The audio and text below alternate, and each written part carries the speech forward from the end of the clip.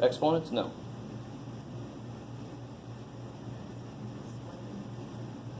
We did one like this yesterday.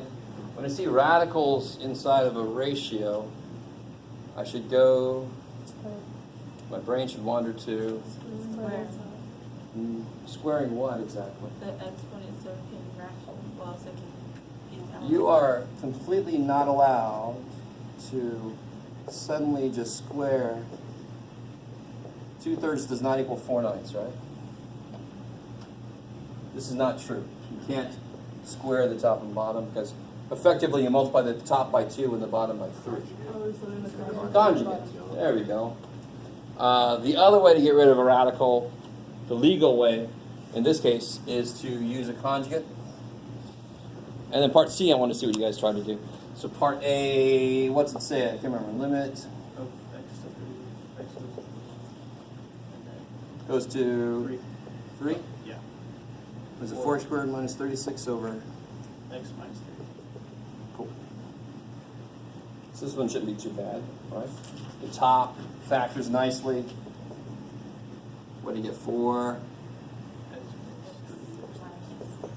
plus 3. I like it. So then you get 12. 3 plus 3 times 4, 24. For part B, what was it? X goes to 0, right?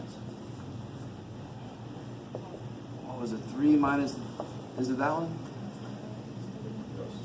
Oh, 2x on the bottom. 2x, okay.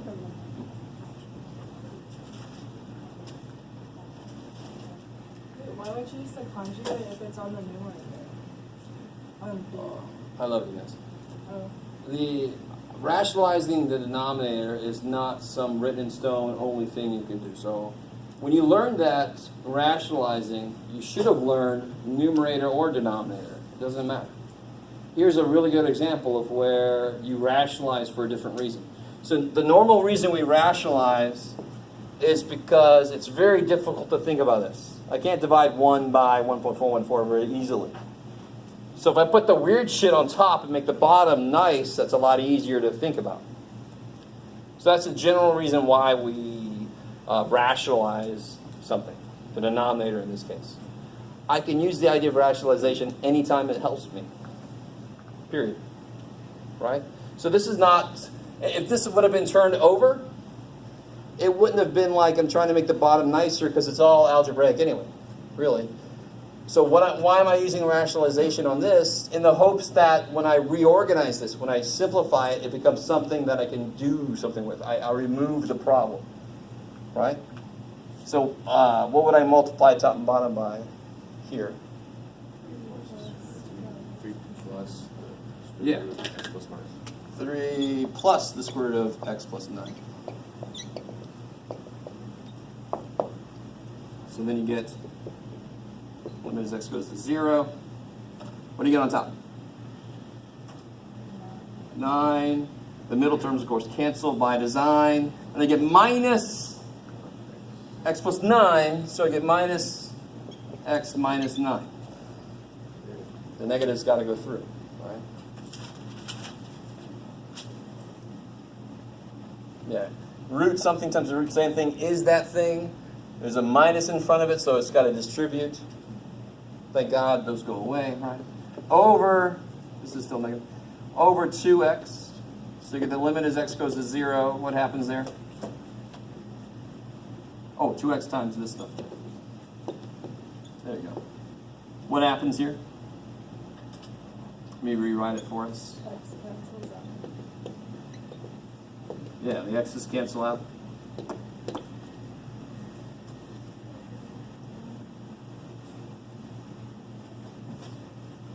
What's up, guys? You all right? Okay, okay. Now I can just plug 0 in because I killed the problem, right? So it's negative 1 over, when I plug a 0 in here, I get rad 9. 3 plus 3 is 6 times 2 is 12. Okay, negative 112.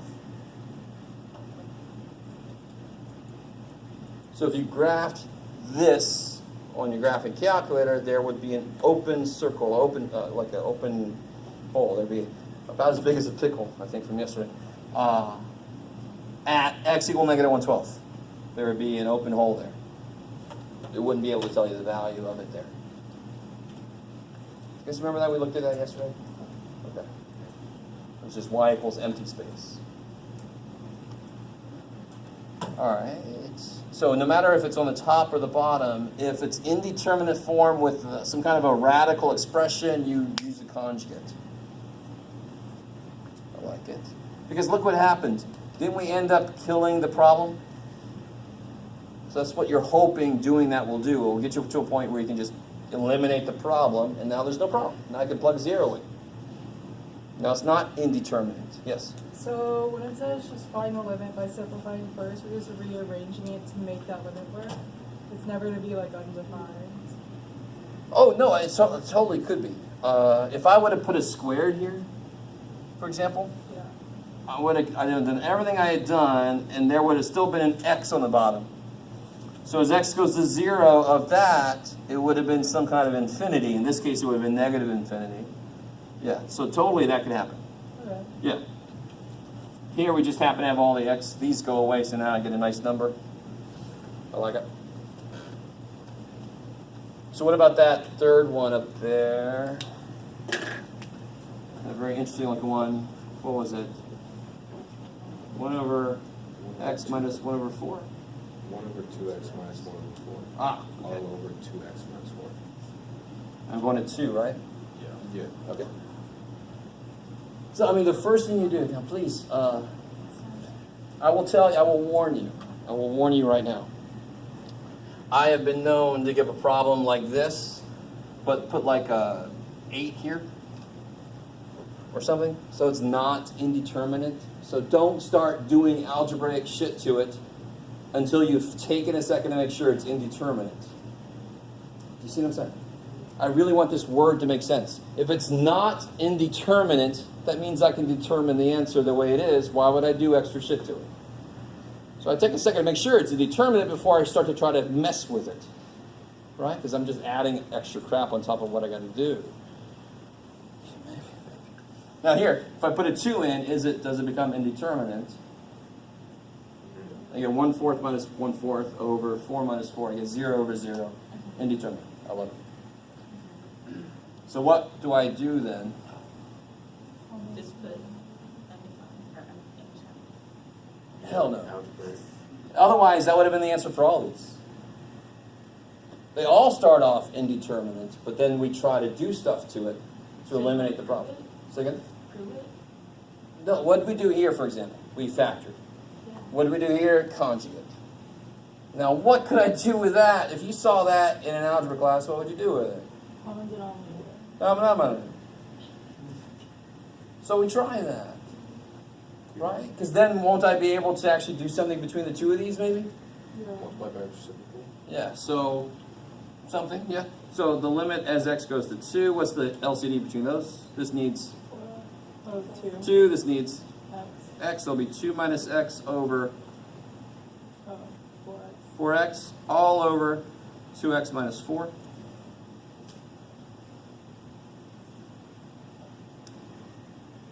Let me bring it up here. Now I agree with you what somebody just said. To make that look a little bit better, Multiply by reciprocal. yeah, so it'll be the limit as x goes to 2. Where'd it go? 2 minus x over 4x times 1 over 2x minus 4. It's really just moving that over. Is that pretty cool with that so far? That divided by this is that times 1 over that. I like it.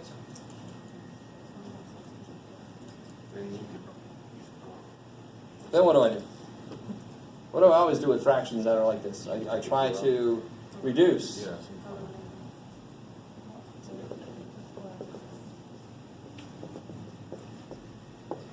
How do I factor this?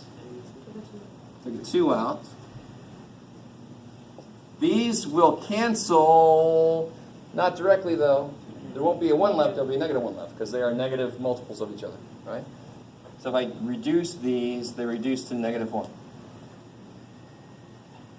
So then you have the limit as x goes to 2, -1 over 8x.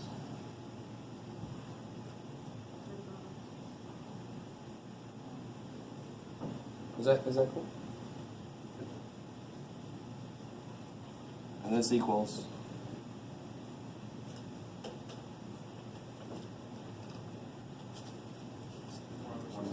-1 over 65.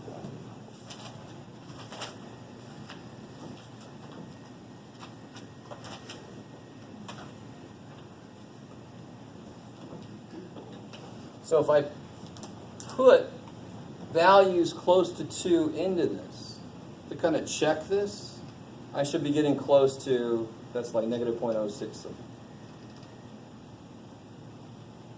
But I should be getting close to that. That's how you can check it.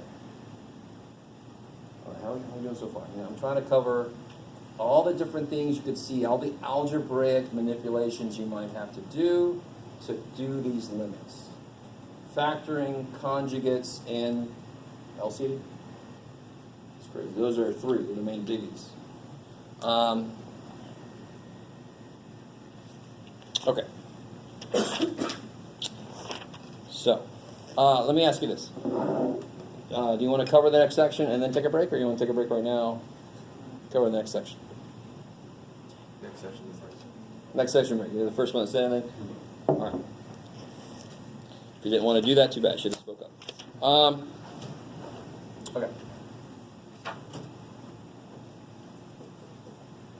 Are we gonna get quiz on proofs as well? And tested on proofs? Yeah. Oh, yeah. Oh, yeah.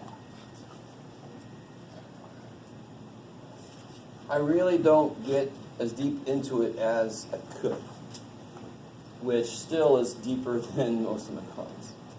I'm not really calling them out, but sort of am. And I know from your perspective, you're like, if you want, you can skip it, man. I don't want dissension in the ranks with you in the department. You can skip it.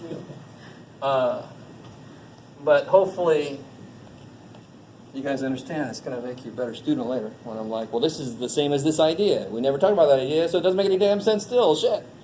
Okay. I love this, especially anybody out there actually math majors. Okay. And this reminds me, I haven't emailed you yet. I forgot to do that, but I did put the survey link up there.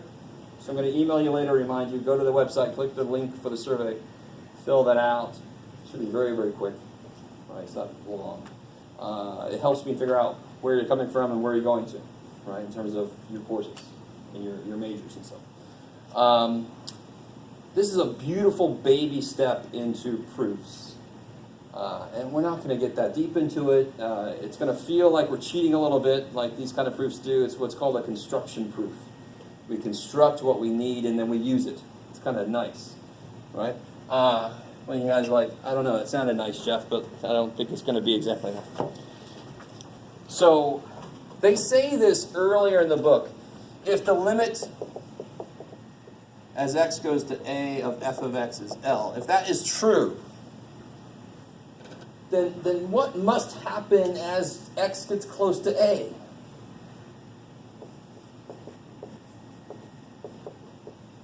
What must happen as x gets close to a? What's got to happen according to that statement? As x gets close to a, f of x better get freaking close to L. Notice how I've put the word close.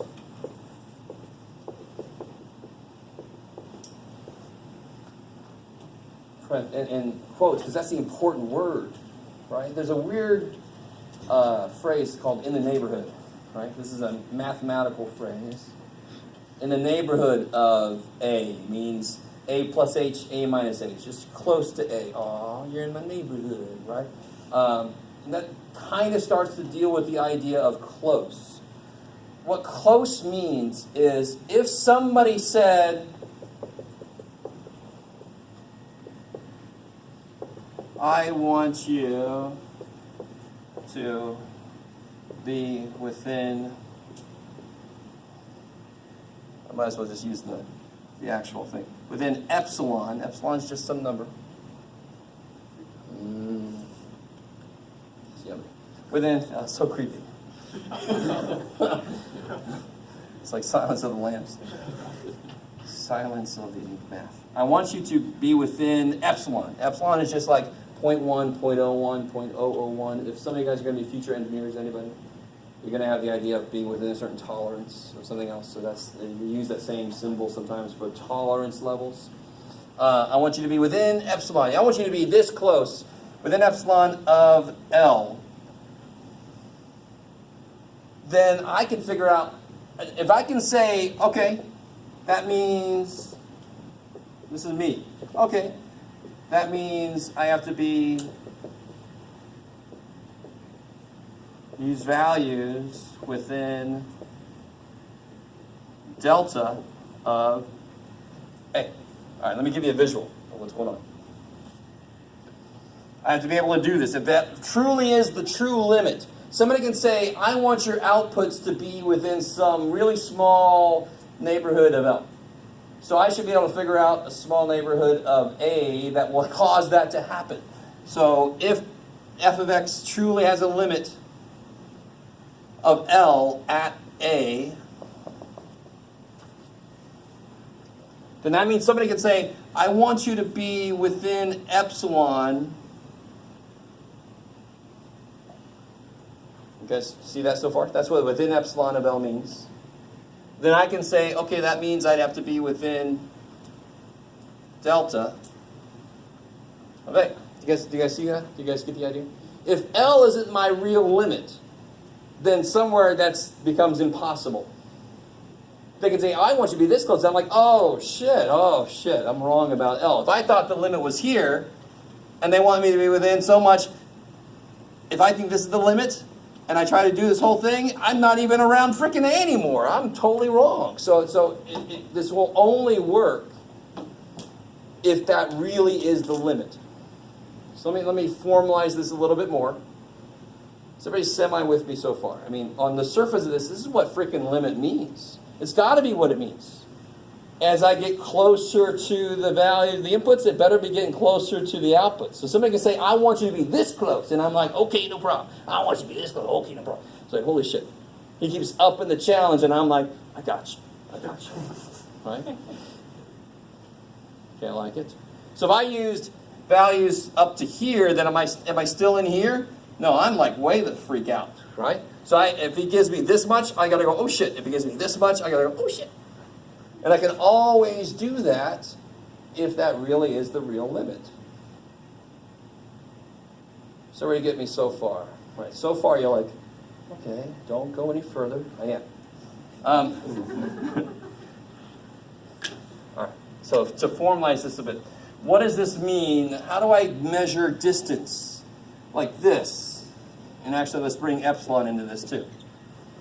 I want the difference between the function value and L to be less than epsilon. What measures distance? How do I measure distance in math? What do I use? You can do it. You can do it. What's always positive in mathematics because it's based on the distance? Time. No, time is not always positive. T minus 7 minutes. That's negative 7 minutes before liftoff.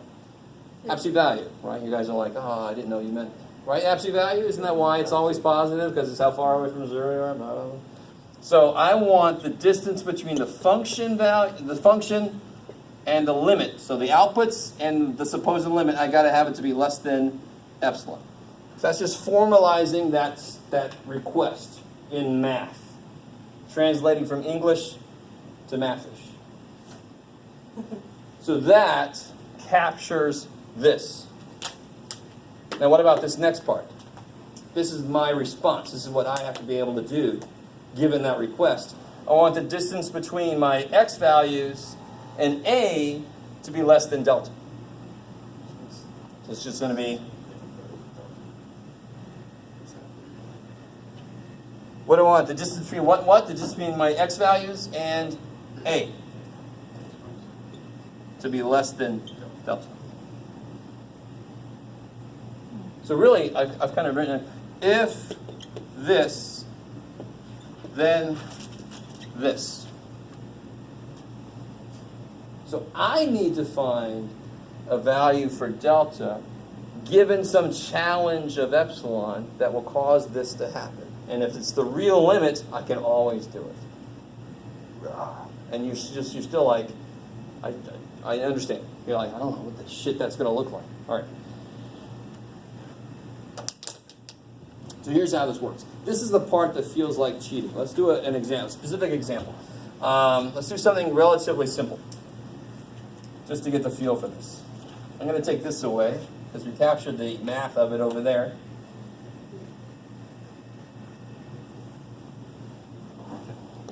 Now, I need you to understand, I purposefully gave you relatively simple functions to work with just to get the idea of the proof down. You do not need the proof on any of these to actually show it's the limit.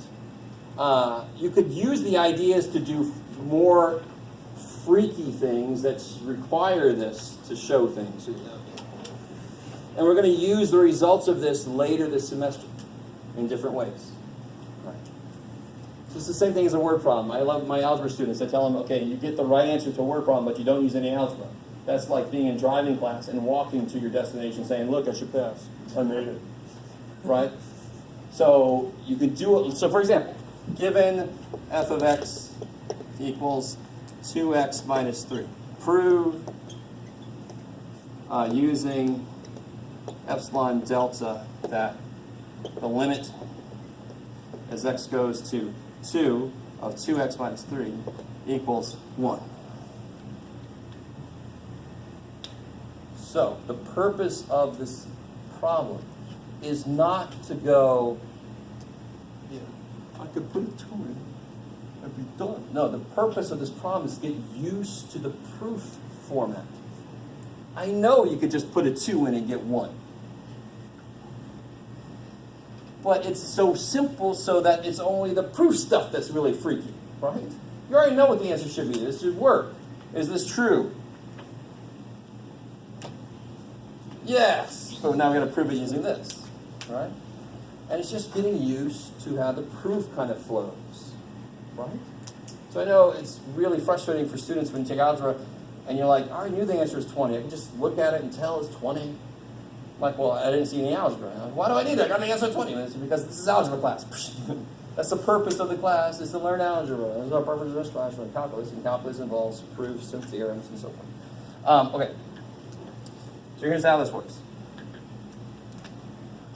We want to, so given some epsilon bigger than 0, we need to find, yeah, look at me, making every d a delta.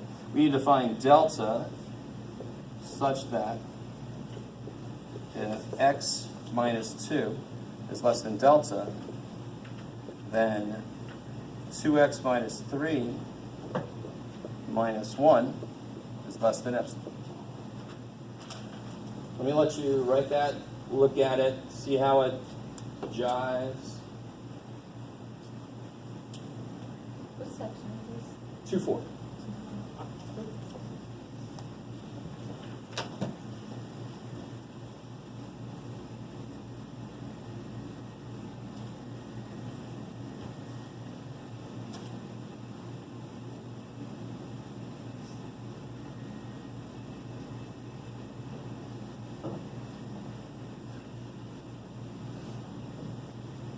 Okay. So we get, does that agree with what we were talking about earlier?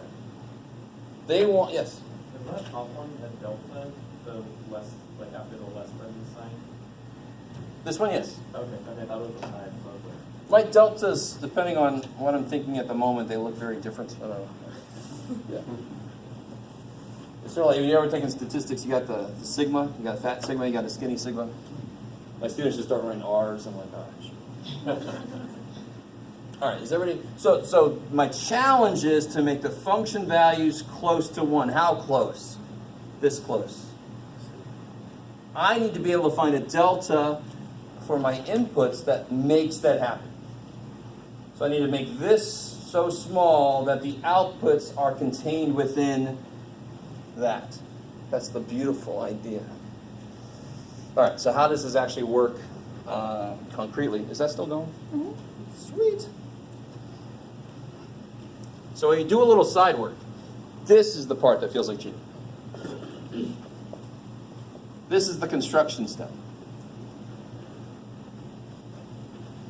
We have we want to end up here, don't we? So let's write that down.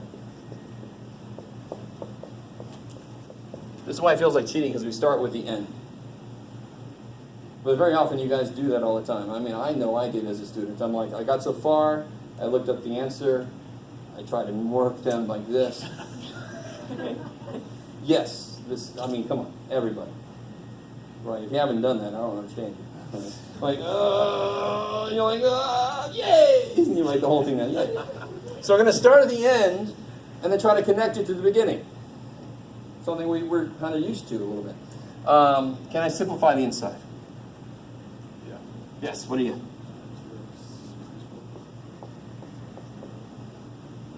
Now notice, I mean, what I'm trying to do is to start here and somehow work back to this. And think about it. I really want this mix. If somebody gives me a challenge and they say what epsilon is, and I have to figure out, okay, I got to make the area around my x value, my a, so small so it fits in there always. It would be great if they change they say, okay, you got 0.1 for epsilon, now try 0.01. I'm like, oh shit, I got to make it even smaller. Now try 0.001. You're like, oh shit. So if you could figure out what to make delta based on epsilon. So if they gave me something, I'd go, well, it's just going to be 1/4 of that. So that's what we're about to get right now. What can I do to both sides to capture this? Yeah, why is it okay to divide absolute value by 2? Because 2 is freaking positive. So I can take a factor 2 out, kill it, and I get x minus 2. So therefore, what am I going to let delta be?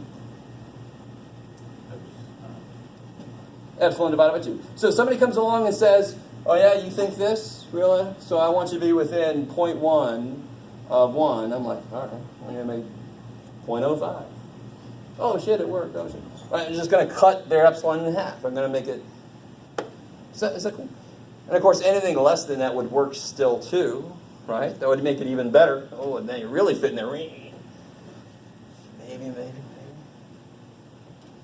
So I've constructed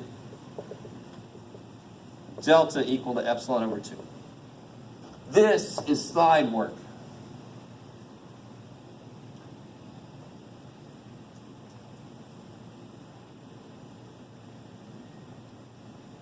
So there are very many different kinds of proofs. One kind of proof is called construction. You have proof by contradiction. You have all these different kinds of proof structures.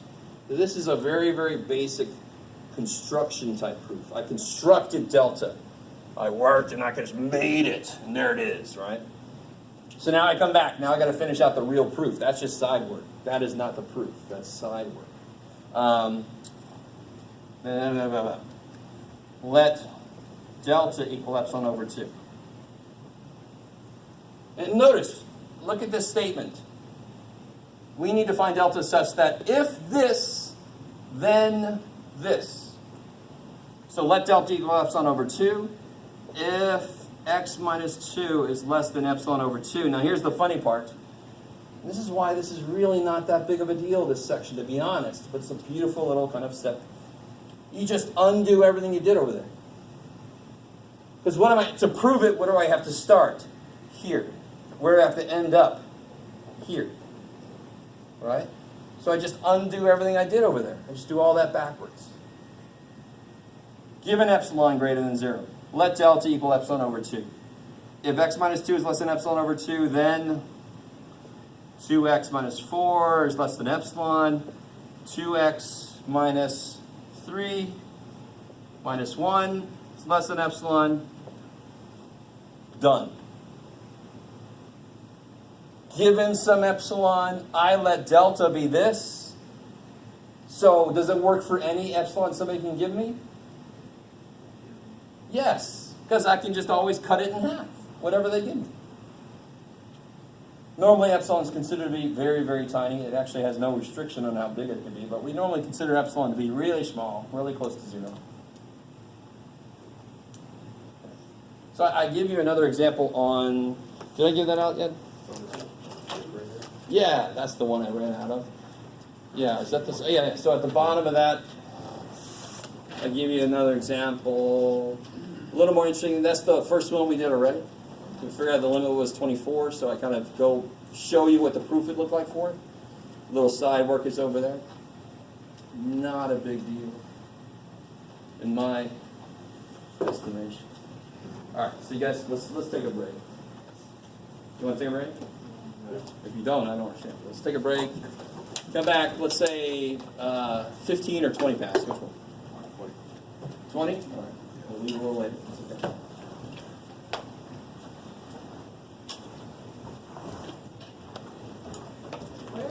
What page is that?